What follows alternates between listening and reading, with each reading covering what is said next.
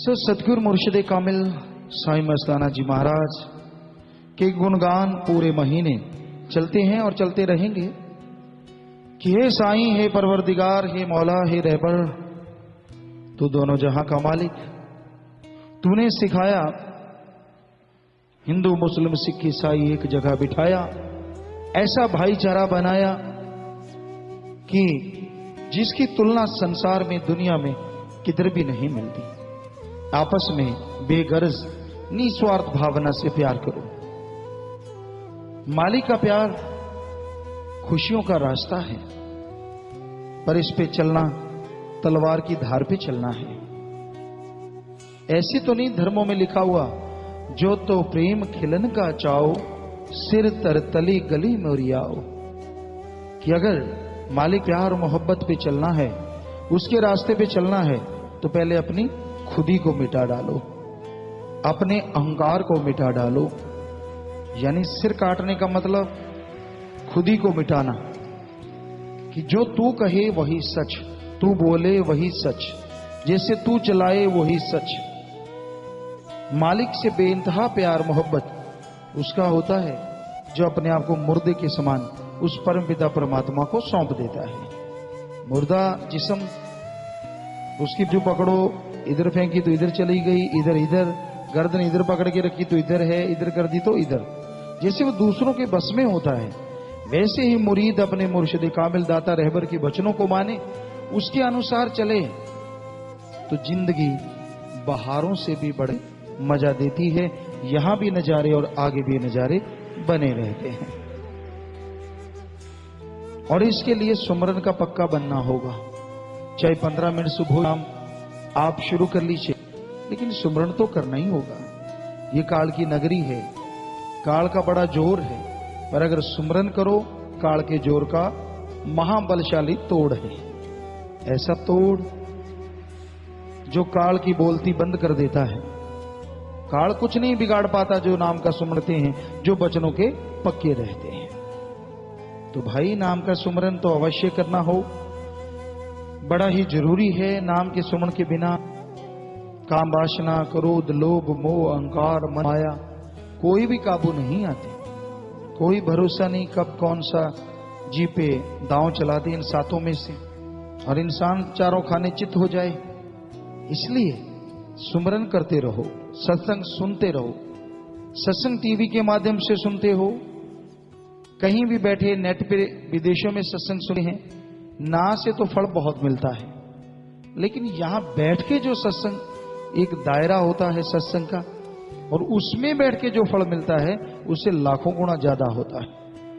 कहीं इस भर में रह जाइए कि भाई मैं तो सुनता ही हूं, फल तो उसका है लाजमी, ये नहीं कि उसका फल नहीं मिलता। लेकिन यहां ये दायरा होता है सत्संग का। यहां साथ संगत आके बैठती है, वो भगवान कण कण में, जर्रे जर्रे में बताते हैं। उसका जो फल है, उसका जो मजा है, उसकी जो खुशी है, और उससे जो मन रुकता है, वो टीवी या किसी और चीजों से देखने से नहीं। टीवी देखते देखते पानी पी लिया, चाय पी ली, टॉयलेट जाए, कोई नहीं सुन रहा है, चल रहा है, तो ये सत्संग सुनना थोड़ी ना हो गया। सो यहां से क्या आप ऐसा कर पाते? अपना एकाग्रता, एक चित्त, एक मन, एक आत्मा का ध्यान एक तरफ एकाग्र करके जब जीव सत्संग सुनता है, तभी जन्मों जन्मों के पाप कर्म कट जाया करते हैं। तो सत्संग आओ, सुनो और अमल करो। जब तक जीव सत्संग में आता नहीं, सुनता नहीं, अमल करता नहीं, उसकी जुइयां खाली रहती हैं। मालिक का प्यार तो मूसलाधार बरस रहा है, अब लेने वाले जीव चाहिए। दुनिया में आज ठगी, बेईमानी, भ्रष्टाचार बहुत कुछ बढ़ता जा रहा है। दिन ब दिन ये बुराइयां बढ़ती जा रही हैं और लोग इसे फंसते जा रहे हैं, बर्बाद होते जा रहे हैं। इनसे बचने का एकमात्र उपाय विल पावर पैदा करना है, आत्मविश्वास पैदा करना है। जिनके अंदर आत्मविश्वास आ जाता है, वो इन बुराइयों की परवाह नहीं करते और इन्हें छोड़ते चले जाते हैं। ऑस्ट्रेलिया, जर्मनी साइड में एक जगह पे रिसर्च किया गया कि जो राम का नाम लेने वाले हैं, यानी बाकायदा जो सुबह शाम सुमन करते हैं, ये नहीं कि नाम ले लिया और सुमरण करते नहीं, उनकी बात नहीं। जो नाम लिया है, राम नाम जपते हैं, बाकायदा कानून के पक्के हैं कि इतना टाइम तो मैंने जाप करना ही करना है, तो ऐसे लोगों को लिया गया। ऐसे लोगों को लिया गया जो नास्तिक, जो प्रभु को मानते ही नहीं। तो रिसर्च किया गया 10,000 या 12,000 जितने भी लोगों पे, तो रिजल्ट सामने आया। उन्होंने सेंसर लगा दिए, बड़े सेंसिटिव सेंसर जगह जगह पे कंप्यूटर से अटैच्ड कर दिए, और भी कई चीजें रिकॉर्डिंग के लिए कैमरा है या टेम्परेचर मीटर की, तब तापमान कैसा रहा, उधर कैसा रहा, ये सब काफी सारी चीजें साइंस की फिट कर दी। लोगों पे रिसर्च किया गया लगातार। तो देखने में आया जो लोग मालिक का नाम नहीं लेते, सुमरन नहीं करते, बात बात पे झगड़ पड़ते हैं, आत्मबल उनके अंदर जीरो है, आत्मबल नाम की चीज नहीं है, और बात बात पे आत्महत्या की चर्चा करते हैं, बात बात पे उनके अंदर गलानी पैदा होती है, बात बात पे एक दूसरे से नफरत करके एक दूसरे को मारने को उतारू हो जाते हैं। ये था रिसर्च, आज पत्रिका में लिखा हुआ है। तो दूसरा रिसर्च था जो ईश्वर का नाम लेते हैं, सुबह शाम बाकायदा प्रेयर करते हैं, पक्के हैं असूलों के, उनमें देखा गया कि वो झगड़ा नाम मात्र करते हैं। सुमरन करने वाले झगड़ा नाम मात्र करते हैं, परेशानियों से घबराते नहीं, कैसे भी मुश्किल आ जाए, कैसे भी मुसीबत आ जाए, डट के सामना करते हैं। और आत्महत्या का तो कभी सोचते ही नहीं, आत्महत्या महापापी। और यही नहीं, वो कभी एक दूसरे को मारा मारी पे नहीं विश्वास करते, बल्कि प्यार मोहब्बत के रास्ते पे चलते। ये रिजल्ट निकाला साइंटिस्टों ने। साथ में ये रिजल्ट निकाला कि जो सुबह शाम मालिक प्रेयर करते हैं, मालिक की भक्ति इबादत करते हैं, उन्हें जो शक्ति मिलती है वो मंड खंडों ब्रह्मंडों में आने वाली किरणें हैं।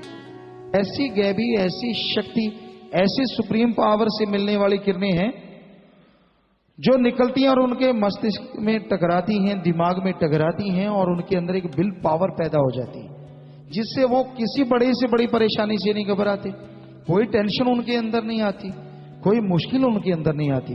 तो उन्होंने लिखा कोई सुप्रीम पावर खंडों ब्रह्मंडों में है, उससे किरणें निकलती हैं, वो बॉडी पे टकराती हैं, तो इंसान के अंदर विल पावर, आत्मबल आ जाता है और वो घबराता नहीं। हमारे धर्म में भी यही थ्योरी है। 1000 साल पहले, ये तो रिसर्च अब आए हैं, हजारों साल पहले ये बताया गया कि राम नाम का जाप करो, सुमरन करो, गम चिंता परेशानियां मिट जाती हैं, टेंशन फ्री इंसान रहता है, दुख दर्द मुसीबतें टल जाती हैं, पहाड़ जैसे कर्म कंकर में बदल जाती हैं, और लगातार सुमरण करने से कंकर की चुभन भी महसूस नहीं होती। तो चाहे विज्ञान को लें या धर्मों की महाविज्ञान को, थ्योरी एक ही बात कहती है, इस कलयुग में अगर सुखी रहना है, अगर आप परमानंद की प्राप्ति करना चाहते हैं, हमेशा जिंदगी में खुशियां हो, न टेंशन, न गम, न चिंता, न परेशानी, इसके लिए आपको सुबह शाम सुमरन का पक्का होना ही पड़ेगा।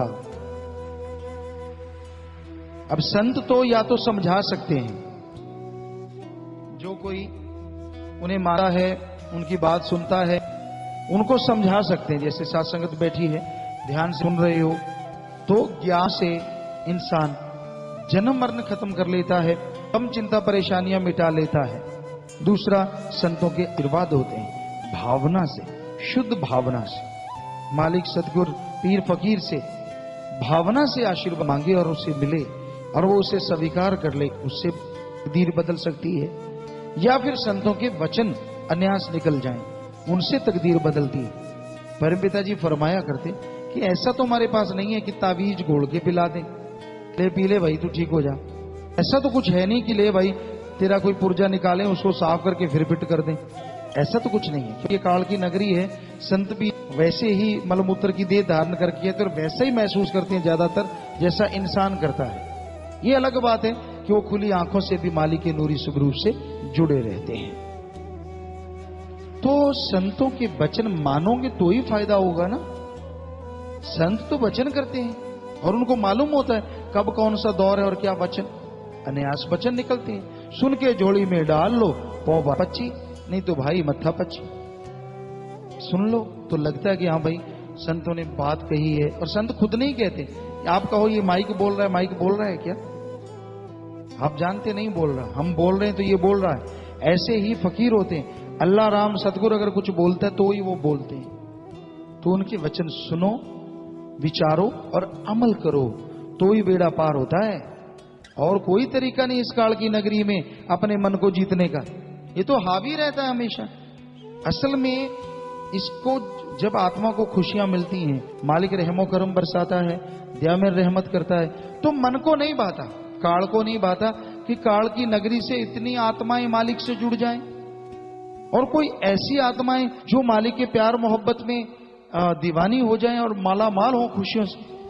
तो ये ना तो काल को भाता है ना ये मन को भाता है। तो वो तरह तरह के तीर चलाता है कि हाँ भाई इसको ऐसे गुमराह करो, इसको इस तरह से गुमराह करो, जो खुशी मिले वो याद नहीं।